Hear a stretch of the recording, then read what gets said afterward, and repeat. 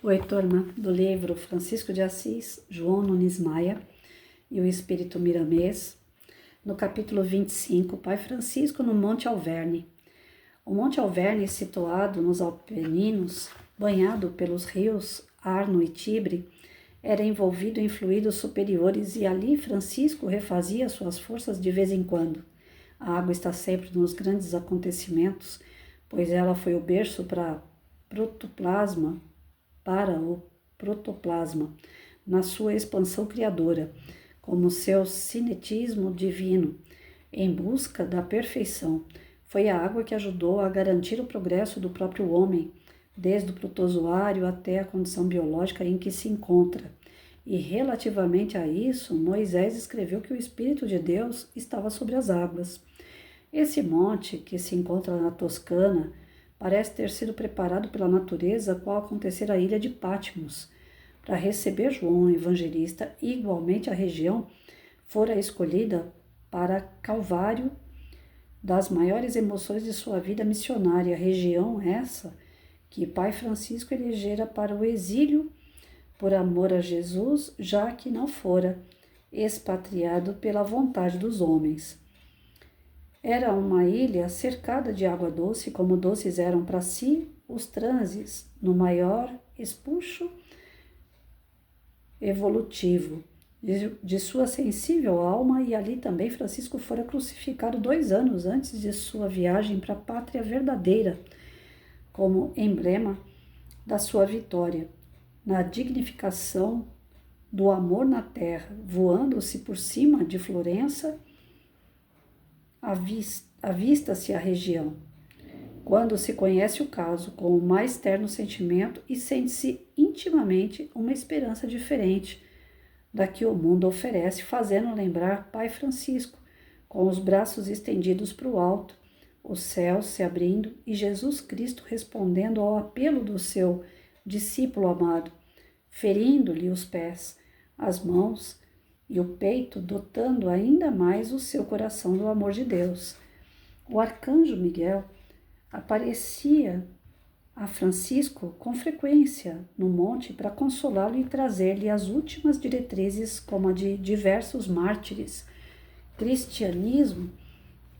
do cristianismo nascente. Ali se escondia o poverello em uma caverna, como se estivesse em uma mansão.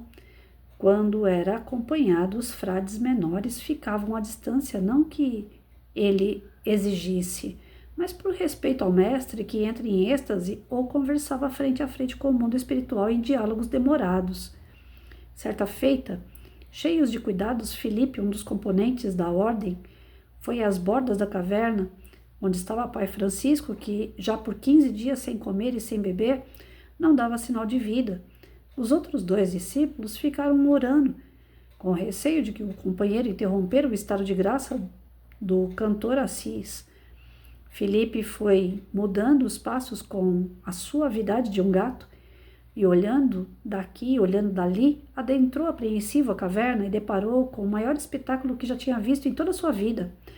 Pai Francisco ressonava suavemente e uma luz dourada, que não denunciava sua procedência, banhava todo o seu esquelético corpo e a sua feição divinizava-se, como se estivesse sorrindo o tempo todo. E o mais interessante era que o corpo flutuava, tendo como colchão o ar que recendia fragrâncias indescritíveis, pairava acima do solo a uns 80 centímetros.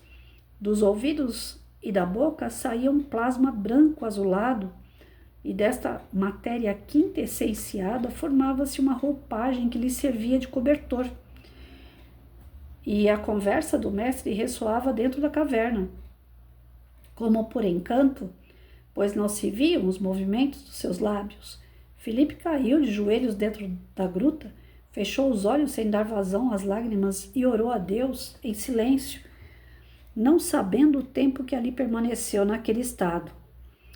Francisco sentiu que não estava só e de leve observou os companheiros que vieram à sua procura. Por causa da longa demora e ao presenciarem o espetáculo, reagiram como Filipe, E os 3 discípulos oraram em torno do mestre em desdobramento para o astral superior. Depois daquele fato tão transcendental, os discípulos do poeta italiano saíram em silêncio, acomodaram-se em abrigo improvisado, esperando mais uns dias até que Pai Francisco aproximou-se deles em passos lentos, dizendo: "A paz de Deus seja convosco." Tomou fração de alimento junto aos companheiros e desceu o monte, contando as mais lindas histórias que presenciara no mundo espiritual, nas quais se notava a força doutrinária dos preceitos do Cristo. Cada vez que descia o monte, seu dinamismo aumentava na prática da caridade e na necessidade da vivência evangélica. Os franciscanos rodeavam ao Pai para escutá-lo, bebiam suas palavras como se fossem água pura da fonte. No estado de carência do líquido, dias e noites se fundiam, fazendo desaparecer o tempo, e a presença do apóstolo Jesus era sempre solicitada em vários conventos, em muitas igrejas, em casas particulares de bispos e cardeais, e mesmo de alguns papas, pois Francisco de Assis representava a volta do Cristo pisando de novo na face da terra. Francisco, numa noite memorável, rodeado por centenas de frades de várias comunidades da ordem, falou com sua veemência: "Meus filhos, que Jesus Cristo, nosso Senhor, nos abençoe em nome de Deus. A inteligência nos favorece para que possamos falar com sabedoria e brandura. Podemos, pelo dom que por vezes possuímos, atrair milhares de adeptos e, sem a devida vigilância, podemos torná-los inimigos da própria religião pelo fanatismo que por ora medra em toda a Europa. É do nosso conhecimento que irmãos filiados à ordem, cujo nome já implica dever e obediência, se entregam ao sacrifício por prazer de morrer, sem saber o porquê do sacrifício. Tornar-se mártir pela força do destino é uma coisa. Procurar se martirizar por brutalidade dos sentimentos é outra, muito diferente. Essa inversão de valores também ocorreu no cristianismo nascente, nas ruas de Roma antiga, onde alguns cristãos imprudentes disputavam o Coliseu, vendo nele, sem qualquer outro ideal, as portas do céu. Erro dos erros maiores. Fez uma pausa para que o assunto fosse bem assimilado pelos presentes, pois aqueles que participavam do conclave eram frades que tinham em seus ombros a direção de muitas comunidades em vários países. Olhavam uns para os outros, trocavam baixinho ideias que Francisco, mesmo distante, captava pelo poder da audição dilatada, obediente ao poder mental que transcendia ao dos homens comuns, e quando concentrava sua atenção em alguma pessoa em especial, igualmente identificava seus sentimentos, como se estivesse lendo uma carta. Fez um sinal e continuou sua alocução. É da vontade do Cristo que tomemos providências, reparando a nossa conduta diante dos homens e da nossa consciência. A nossa ordem traça uma linha de conduta exemplar, com seus estatutos, e se for para mantê-los como relíquia, o caruncho começará a roer nossas almas, e como Cristo deseja habitar em nós, o tabernáculo do coração é o seu lugar. Somos realmente homens humildes e pobres, desprendidos dos bens materiais, e para exemplificar isso, viemos ao mundo não como seres dados à imundície e à mendicância. Não podemos também usar a palavra para combater o bem aquinhoados, para depois pedir-lhes que nos matem a fome. A higiene corporal pode ser reflexo da limpeza da alma. É certo que a usura nos prende no mundo da vaidade e no desleixo das coisas do espírito, e por isso devemos nos situar no centro, fugindo dos extremos. Não estamos aqui arrebanhando homens corridos da justiça, nem os assombrados de consciência. A plataforma espiritual desta comunidade cristã é reunirmos almas capazes de enfrentar frente a frente e da melhor forma possível quaisquer problemas de ordem material ou espiritual, e que a serenidade nunca fuja dos nossos corações, e que o amor nunca deixe de ser o nosso roteiro. O trabalho deve ser o nosso lema no solo em que pisamos e deve nos sustentar na vida física. Acreditamos na fala do grande legislador hebreu: comerás o teu pão pelo suor do teu rosto. E diz o Evangelho: todo trabalhador é digno de seu salário. Quem não trabalha deve envergonhar-se de comer de consciência tranquila, a não ser que esteja impossibilitado do labor cotidiano, que se divide em centenas de modalidades à nossa escolha, sendo que várias estão de acordo com as nossas possibilidades. O enfermo pode trabalhar gerando pensamentos edificantes, falando sobre assuntos construtivos, vivendo a tolerância e o amor, porque desta forma estará ajudando a quem vier ao seu encontro por caridade. Considero todos como filhos espirituais pelos quais tenho o maior amor e entrego a minha vida, caso Cristo assim o deseje, para que vocês vivenciem e exemplifiquem a carta viva que constitui a boa nova de Deus nos corações dos homens. São para mim todos iguais e desejo, sabendo ser impossível que sejam idênticos dos atos e nos fatos da dignidade, na obediência, na caridade e no amor. É lamentável que alguns dos nossos companheiros buscaram essa ordem pensando fosse ela um covil de lobos, um rebanho de homens avessos à lei e ao trabalho, ou um bando de seres famintos à cata de esmolas de porta em porta. Certo é que de vez em quando escalemos alguns dentre nós para pedir, colocando-me eu como primeiro na experiência do exercício de humildade e de ginástica de combate ao orgulho e à prepotência, à vaidade, à arrogância, inimigos de que por vezes pensamos já nos termos livrado. Todavia, não devemos nos viciar ou deturbar esse método, e aquilo que recebemos devemos dar aos que realmente precisam e, em casos extremos, usar do que ganhamos para suprir nossas necessidades. Nosso objetivo é dar mais do que recebemos e tudo fazer por amor. Se viemos à Terra para soerguermos a moral evangélica, já confundida com as coisas terrenas, se queremos viver o Cristo desatando os seus braços e pés dentro dos vossos corações, qual o caminho que deveremos tomar? Esquecer Jesus nessa época seria lamentável erro, principalmente em nosso meio, nós que estamos ouvindo o Senhor todos os dias por intermédio dos seus mais abalizados mensageiros. Não temos o hábito de consultar o Evangelho todos os dias antes de respirarmos o ar aquecido pelo sol ao raiar do dia? E os preceitos ensinados por ele? O que fazer do que ouvimos? Seremos mais responsáveis se taparmos os ouvidos. Deixa eu só ver uma coisa. O texto é longo. Vou parar por aqui.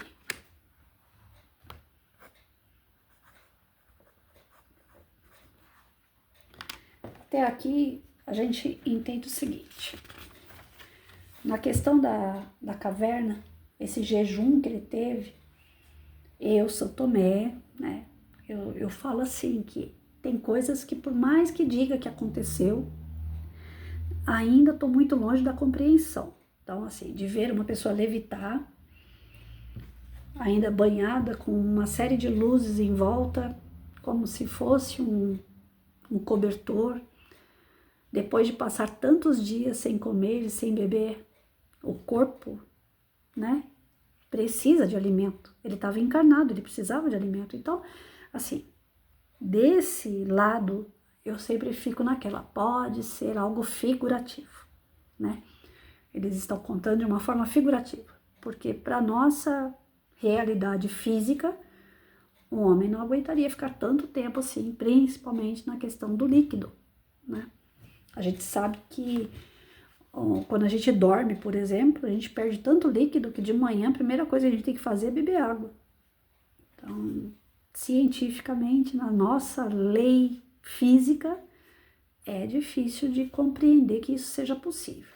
Mas, quem sou eu para criticar se é ou se não é? Não sou nenhum cientista, só sei um pouco daquilo que eu estudei daqui. Eu estou estudando coisas de lá agora, né? Quem sabe? Eu chego numa parte aí que se comprove que isso é possível. Mas vamos lá. Vamos pegar o ensinamento, independente da questão física. Jejum, o silêncio, o isolamento. Quando a pessoa volta de um momento como esse, ela com ela mesma, o que acontece com essa pessoa? Já repararam? Ela volta com energia revigorada, ela volta com ideias, ela volta motivada, mas isso não pode durar muito tempo. Uma pessoa muito tempo isolada sozinha, ela passa a sentir solidão. Eu fiz um trabalho com as crianças uma vez, enquanto professora, e a gente perguntou assim, o que é paz? E algumas crianças falavam, pai, você fica sozinho, eu queria ficar no meu quarto, fechar a porta do quarto, não falar com ninguém, não queria vir pra escola, não queria falar com o pai, ficar dando satisfação, eu só queria ficar lá quietinho no meu canto. E algumas crianças que falaram isso, eu fiz o exercício, eu pedi pros pais, falei, deixa essa criança sozinha, de hoje para amanhã, não manda pra escola, não quer comer, não come, né? Deixa lá a comida, a bebida na porta do quarto, que se quiser abre a porta e come, mas ele quer ficar sozinho, ele não quer falar com ninguém. Vamos experimentar para ver o que vai dar. Ah, mas batata, gente, ninguém aguenta. Criança aguentou lá, eu acho que questão de umas 5, 6 horas trancada no quarto, depois já vai no banheiro, dá uma andada na casa, já mexe com o cachorro, já coloca alguma música, não era isolado? Isolado é isolado, não é nem para ouvir música, certo? Aí já coloca música, aí já liga celular, então assim, por que isso ocorre? Porque a gente não consegue ter paz no silêncio. O silêncio, ele também tira a paz. O ideal para a gente ter paz é equilíbrio. Não importa onde você estiver. Por isso tem gente que está na guerra, mas ele está tão equilibrado, tão focado na guerra, que ele não perde a paz dele. Então, nosso ideal dentro do jejum, na busca pelo nosso equilíbrio, não é ficar tanto tempo lá isolado, mas um tempo possível de discernir o que é certo, o que é errado, de fazer suas escolhas, de fazer suas orações, de ouvir Deus internamente, de você contemplar uma natureza, de revigorar a sua energia. Mas isso não é uma coisa de muito tempo, não. É pouco tempo. E você já volta a outra pessoa. Em relação aos discípulos dele aqui, os frades, a gente começa a perceber que tudo começa redondo. Todas as ideias, quando eles estão sendo concretizadas, no ânimo, né, naquela motivação do fazer, vai ficando tudo perfeitinho, né? Todo mundo que foi chegando a Francisco foi chegando porque queria ser igual, porque pensava igual, porque tinha afinidade, porque também queria fazer o bem. Aí começa a derrocada de alguns pelas tentações apresentadas e pelo íntimo, que ainda falta muito para reformar e que uma empolgação acaba rápido. Então, quando a pessoa realmente está disposta a melhorar, a aperfeiçoar o íntimo dela, ela vai ser resistente às coisas que acontecem em volta, ela vai ter resignação, ela vai ser resiliente, ela vai ter perseverança, ela vai ter fé, ela vai ter coragem de enfrentar os seus dragões. E não é dragões de fora, é de dentro que atrapalha. A maioria dos frades que estavam escorregando no quiabo, eles estavam escorregando pelas suas falhas morais. Então todos nós temos falhas morais, todos que estão encarnados estão com falha moral. E por mais que a gente queira fazer coisas boas, chega um determinado momento, ai, que preguiça, ai, tem que fazer mesmo, poxa, pra que eu fui inventar isso? A gente não tem isso, né? A mesma coisa acontece com eles. E essa reunião do Francisco é tipo aquele treinador de jogo, né? Que chama todo mundo pra perto e começa a falar coisas do tipo assim, gente, levanta, sacode a poeira, vamos lá, né? Nós vamos ter que fazer, nós vamos ter que fazer gol. Bora, tá todo mundo junto, ninguém larga a mão de ninguém, né? Então o que eu acho legal do Francisco é que ele não se desilude com o ser humano, né? Eu tenho uma propensão muito grande quanto a isso. Quando uma pessoa faz ou fala algo que me desagrada, eu crio um muro entre eu e essa pessoa, eu me afasto da pessoa, eu fico com o pé atrás, eu não quero mais, né? Perdeu a graça. Eu sou assim, né? Mas isso não significa que eu estou certa, eu estou muito errada. E o Francisco não, ele não desiste. Engraçado que eu já desisti de pessoas que ainda dava para ter tentado mais alguma coisa com a pessoa. Não estou falando de relacionamento a dois, não, estou falando de amizade. estou falando dentro de família, dava para relevar e ir mantendo. Mas a minha ignorância, a minha impaciência, intolerância e o meu egoísmo, porque eu não quero sentir dor, fez com que eu me apartasse de pessoas que talvez se eu tivesse junto, levando, né, no banho-maria, eu teria aprendido coisas com essas pessoas e elas comigo. E foram colocadas por Deus, uns na vida dos outros, né? E aí a gente chega aqui, a gente tem o livre-arbítrio de querer ou não ficar junto. Ou seja, não deu nessa, já sabe que você vai pegar a fila de novo, né? Você vai ter que encarnar novamente com aquelas pessoas. O Francisco, por onde ele passa, ele vai lavando as mãos, né? Ele vai falando, não façam isso, não façam aquilo. O nosso propósito não é esse, o nosso propósito é outro. Ele vai orientando, mas ele não desiste de ninguém. Ele não se melindra, ele não se frustra. Por quê? Porque ele não espera nada de ninguém. Ele está consciente que a missão é dele. Quem seguir ele é para acrescentar. Se não tiver acrescentando, ele dá aquela chamadinha de orelha, né? Para voltar a pessoa para o eixo de novo. E vai dando oportunidade, mas ele não tira o olho da pessoa, né? Então, eu acho que isso serve muito, principalmente para a questão, assim, pais e filhos, né? O pai não pode desistir do filho. Eu, como professora, eu vi muito pai desistir de filho, mãe desistir de filho. E a gente não deve desistir. Eles vão frustrar a gente, como a gente também frustra eles, a gente também frustra outras pessoas. Somos todos, na verdade, irmãos, filhos de Deus. E se você tem um filho e uma filha, você tem que segurar na mão dele. Ah, mas ele está me frustrando, eu ajudo e ele faz coisa errada. Mas ele está fazendo coisa errada porque ele não aprendeu o que é certo ainda. Não, mas como não? Já ensinei, já dei exemplo, já me matei por conta dele. Mas a imaturidade espiritual dele não absorveu como certo. Então ele não conhece o que é certo. Por mais que ele já tenha visto, ouvido, praticado junto com você, ainda tem dentro dele aquela coisa. Isso é coisa da minha mãe, isso é coisa do meu pai. Não é o que é certo, não é porque eles fazem o que é certo. Entenderam? E aí é onde a gente precisa demais da base religiosa para quando os pais não tiverem argumento, quem sabe servir de plano B, né? Olha, se aquilo que eu estou falando não condiz, vai lá na igreja, vai lá no centro, né? Vai ver com o pastor, com o padre, vai ver com um médium da casa, um colaborador da casa espírita, vai conversar com alguém para ver o que a pessoa fala para você, né?